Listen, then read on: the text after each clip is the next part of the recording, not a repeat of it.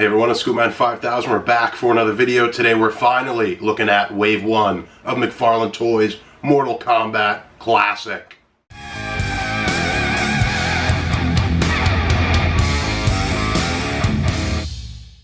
And I say finally, it's been such a long time since I pre-ordered these. So long that I actually found this Kitana in store in a comic shop what feels like 2 months ago. The main wave of Scorpion, Sub-Zero, and Liu Kang, they were in stock on McFarlane. I was watching it like a hawk. But this set right here, Mileena versus Sub-Zero, I believe is the culprit to why this took so long. This took so long, in fact, that Wave 2 has come into stock. I haven't jumped on those yet, because I just got these. Let me enjoy the Wave 1 first. So I'm excited. We're going to go ahead and look at these. We'll kick things off with Earthrealm's champion, Liu Kang. Packaging here, sort of emulating an arcade cabinet. A little bit awkward because of the shape of McFarlane toys. I do like the back though, the bio. These are like the classic arcade ladder pictures. Little pixel background. And the same kind of puck stands we typically get with a McFarlane figure, but this time brandishing Mortal Kombat Classic. And here's Liu Kang out of the packaging. For accessories, very light. You just got a pair of fists that come on the figure. You could swap them out for a pair of karate chop hands. Liu Kang is just the martial arts guy. He's the straight man, and he's typically the winner of the MK tournament. But I don't know, man. He's just a little bit boring compared to the rest of them. You know, he's been a zombie before. They've kind of made him a little bit more interesting these days. Fire God or something right now. They reset the timeline every game, so not like it even matters. This figure is pretty much, as far as I could tell, big time reuse of this guy, Liu Kang from Mortal Kombat 11. Now this is not the main Liu Kang, this is an alternate costume, but this was, I think, the first figure to feature that bare chest, which more resembles the classic design. Even I want to say the pants do look the same to me. If you're looking at certain wrinkles in them, really the only difference would be the hair and the gauntlets. Otherwise, really nearly identical. You could see 11 has a bit more of a muted color scheme. I'm talking about the skin tone. MK2 is looking a bit more vibrant, just like the game was comparatively. The torso here, I do like the bulk of it, sort of the V shape. The ab cut is a little strange. I think I prefer cutting right above them. And then really the only difference from that original is these gauntlets. So these lower arms are presumably a new sculpt, but otherwise definitely the simplest. Well, all these figures are simple. And you know, these are fighting game characters. You want them to pose in fight position. And these guys are definitely not going to compare to Storms, but even to something like a Jada, right, with Street Fighter, you're not getting the same level of articulation. All the parts are there, but just the way that McFarlane is engineered, not quite the same. The torso with these abs sort of, hey, there you go. It's moving a little bit. You know, something resembling a butterfly with this shoulder cap. The head is a decent amount of range though. Whatever they did, I feel like this is more than your standard McFarlane, even though it does look a little strange. So I guess it's workable, right? I mean, you can get the kick somewhat, and there's definitely people that are way more talented at like manipulating figures, even something like a McFarlane. The knee, again, could be better. So there's definitely joints here to work with, but maybe not as fluid, not as user-friendly as some other Mortal Kombat and fighting game figures we've gotten in the past. And we'll bring back the MK11 version for comparison. He doesn't want to stand, but there you go. And he does look nice with these Storm Collectibles figures, Kintaro and Shao Kahn. There was a Liu Kang Storm Collectible, and it came with the whole MK Dragon, the animality. Never picked that one up, but that would definitely be the one to compare him with here. Up next, let's look at Liu Kang's favorite lady, Kitana. And this one is the red platinum of the wave, but I think you can order it on GameStop.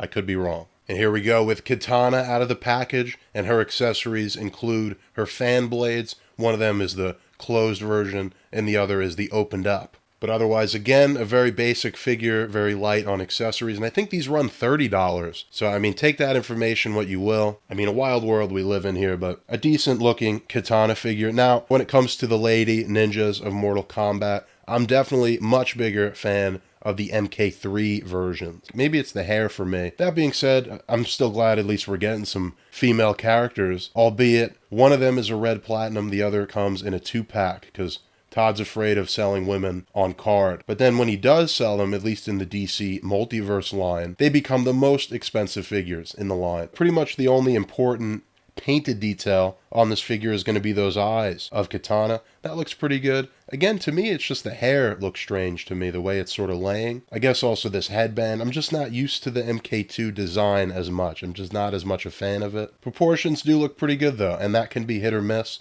with McFarlane sometimes. And there is some painted detail around the shoulder, around these arm sleeves. The bottom of the feet looks strange to me. I guess we're used to a lot of female character designs having a heel. Does look a little funny to me. Again, another simple figure. I mean, worth noting, the articulation point is hidden nicely by this belt. But with that, I'm actually curious about articulation on this one, because I think this is sort of a new body. But again, it is McFarlane. If you've held any of their figures, they mostly are moving the same. Head is relatively limited. I mean, you'd expect that with this much hair. MK3 with the bun, that wouldn't be much of a problem. Quasi butterfly action there. Now the upper arm is very tight. Elbow goes all the way. I have a feeling these arms might be from another figure. The kickback, pretty unaffected, but it does sort of warp her behind in such a way. And that's sort of an unsightly joint there at the upper thigh. Double knee goes all the way, and then the ankle, standard stuff. For some other female McFarlane figures, here's some recent ones with the Stephanie Brown Batgirl and the classic Wonder Woman. Definitely a bit shorter than these two, which probably is a good thing. These seem more realistic proportions for Kitana against the male counterparts of Mortal Kombat. You can see what I'm talking about here with the Liu Kang, and even with that Storm Shao Kahn looks pretty good. Now let's go rapid fire. Let's get Kitana's sister Mileena along with Sub-Zero, and we'll throw in the regular Sub-Zero while we're at it. Well, this one's definitely more involved. That's kind of a nice background, the extended version. A lot of stuff in this package. I think I found where all the accessories went. First thing I guess we'll talk about is this base. So as you can see, it features the pit here. Here's my guy Hornbuckle fighting Blaze in the background. And since we're already in the business of repaints, how about a little Hornbuckle action? And then on the back, or we could just flip it around, Wizard Portal, another classic venue. And then we don't have puck stands here. We actually have two flight stands, even with the Mortal Kombat Classic etching on them. And here's all the figures we just opened. I found where all the accessories went. So for Mileena, she does have the alternate head. Now I thought it was a faceplate in the package, but you can see full-on head sculpt, but it looks like you're going to be swapping out the hair onto this large peg. On the figure is a set of gripping style hands for her two sai. Now there's a set painted in silver and there's a set painted in blue. I don't know if the blue ones are actually meant for Sub-Zero or if it's like he froze them. Mileena also does come with a pair of fists. For the 2-pack Sub-Zero, we do have the default head, has the white eyes, and then we can swap it out for one with a smoother mask. And then he's got fists on the figure by default. He's got a pair of grips, but you could also use them for the spine rip. Now there's this one here, full on sculpted with the skull, and there's also a separate spine, and that one has a hole that looks about the size of Mileena's head. So I'd imagine the idea is to peg the head onto this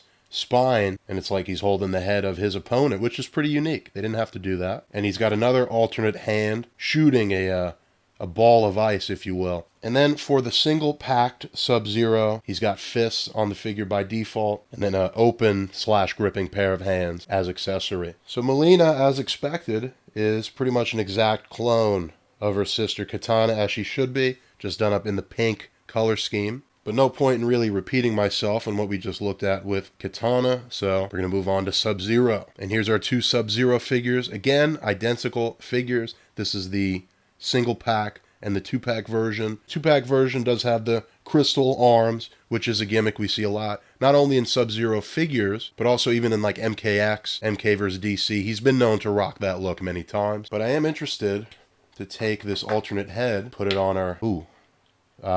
I'm sorry you had to see that. I don't know what's going on there, but I don't like the looseness. We're going to go back to civilization with a nice firm articulation point at the neck. So I guess I'm going to have to put some putty in here because I do like this head. I'm not sure the exact reference because it's not quite MK1, right? I think there would be more of a hood. It'd have to be like Ultimate MK3, something like that. You can see the eyes painted on this default version. And I'm just curious, actually. Nah, still loose on this guy. So that's gross. But otherwise, this is the classic MK Ninja. Obviously, the MK2 version here. The big difference being the mask and then also the sort of diamond waffle pattern on his suit. But this is great, man. Just to have like a classic Sub-Zero, and we're going to look at Scorpion. I feel like even if you don't collect this whole line, it would be worth it maybe just to get those two as representatives. There is a nice kind of dry brush, a lighter blue color on top to really accentuate the pattern, the same can't be said for the black. A lot of sculpted detail, left unpainted, left unbrushed. In this case, I guess it's fine. Again, it's a very simple design, but I'm almost like, don't sculpt it this complex, because then it ends up looking unpainted, if that makes sense. Mileena here, again, a smooth figure. I think that looks best with solid colors. So this midsection seems like a big old overlay. So it is glued here, but there is pretty much otherwise a pretty basic black ninja body underneath. All these parts are sculpted here, the armbands, the gauntlets, and then even the gauntlet part on the fist is all sculpted. And then down into the legs, these sort of baggy pants, the shin guards, the knee pads, and even the little ninja shoes with the little hoof in them. And now here's the moment of truth, the articulation on your Sub-Zero, and I think that's going to tell us a lot about Scorpion and Reptile as well. So head movement, that seems to be doing what you need it to. And then the torso is really my main source of concern. So yeah, as soon as you really start crunching at it, you're just kind of bunching up this big rubber overlay. The sides are good because it is open at the sides, so that's a positive. The butterfly sort of mechanic in there still works. You have enough room, maybe not to go overhead as much, so you're bunching that up a bit. And then how about that high kick? I mean, he's doing a full split. Back about that much. The double knee is very good. It's not the most fluid. Again, it's not the most user-friendly, but I think there's enough here that a talented poser could work with it and could make good poses, if that makes sense. I remember when these were first revealed, the poses weren't great, but I think there is potential here. And actually, we'll hold off comparison until we get Scorpion out as well. And that's exactly what we're going to do, the poster child of Mortal Kombat, Scorpion. And for accessories, we just get one, and it's his famous ninja rope with the spear head, so we can say, "Get over here!" But otherwise, absolutely nothing comes with this guy. Not even a set of alternate hands. Another fist would have been nice, and especially considering they're the exact same parts they already made for Sub-Zero. Now again, these alternate hands that come with Sub-Zero, you can use, right? You can use Sub-Zero's right fist, but that's not really an excuse. Strange they wouldn't include that. But otherwise, I mean, this is Scorpion, man. Looking at him, he looks fantastic. And there is a 2-pack version that's coming out now in Wave 2 that has the skeleton head. I guess they deem you worthy of accessories if you buy a 2-pack. But for now, the basic Scorpion, and again, I feel like if you just bought these two, that's Mortal Kombat, you know, represented in your 7-inch, in your McFarlane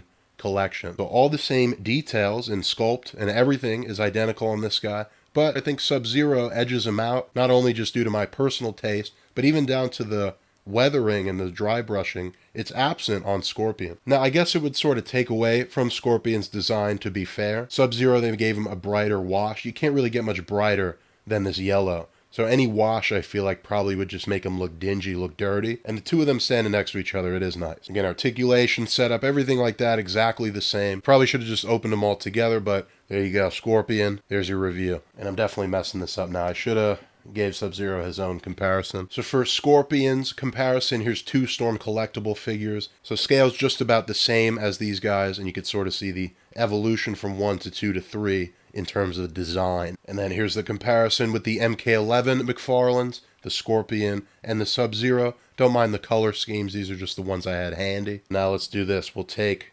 Scorpion out. You can see the Sub-Zeros next to each other. We'll take out this Scorpion, and we'll throw in the MK3 Storm Collectibles Sub-Zero, which happens to have a similar gimmick to the 2-pack Sub-Zero with the frosted arms. And here's that Sub-Zero with his brother, Noob Saibot. The original Sub-Zero was Noob, and then I think by MK2, this is the replacement Sub-Zero. Correct me if I'm wrong. And then if you want to go a little MK vs. DC action, here's the MK11 Joker. That's going to do it for Mortal Kombat Classic Wave 1. I think there's fun to be had here if you're a fan of the Mortal Kombat franchise. These classic designs, you know, very solid colors. These will pop out on a shelf for sure. Again, the articulation, a little stiff, a little clunky in some parts, but I think somebody more talented than me could work with it and make some pretty cool shots. Definitely just the lack of accessories with the single cards. I guess in that regard, the 2-packs are the way to go. Seems like a lot more accessories, not just the backgrounds and the flight stands, but just straight up weapons and hands.